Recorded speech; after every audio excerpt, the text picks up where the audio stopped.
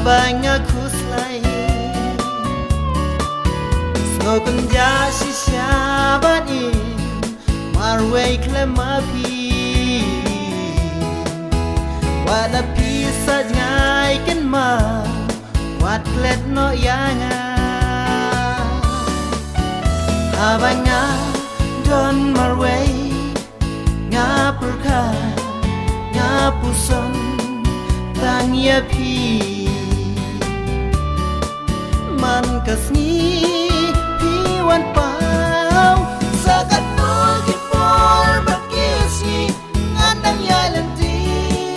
Bangan sien Ye yapi Nga keli Nga trupen sisya Sikadei Panyalong kawai Kajinu Jing perka Banyate Wadi no se iyanga Hangi tang marway Wan pengen se iyanga Habang aku selai Habang nga don marway Nga perka Nga puson Tang yapi Man kasni Piwan pau Sakat no kipor Bakisi Ngandang yalan di Bangan sien Ye yapi Nga keli Nga trupen sisya Sikadei Panyalong kawai Gajimu Jing perka Banyate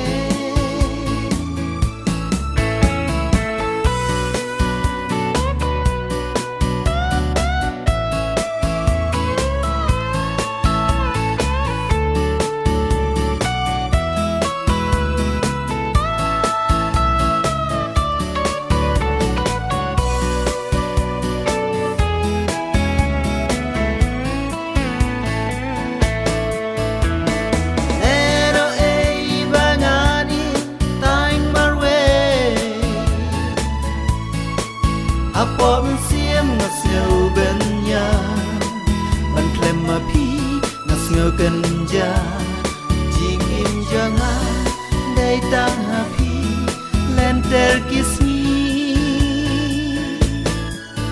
Sakat no kipor Bakisi Ngandang yalan di Bangan sien Ye yapi Nga keli Nga trupen sisya Sikadei Panyalong kawai Gajimu Jing perka Banyate Wadi no se iyanga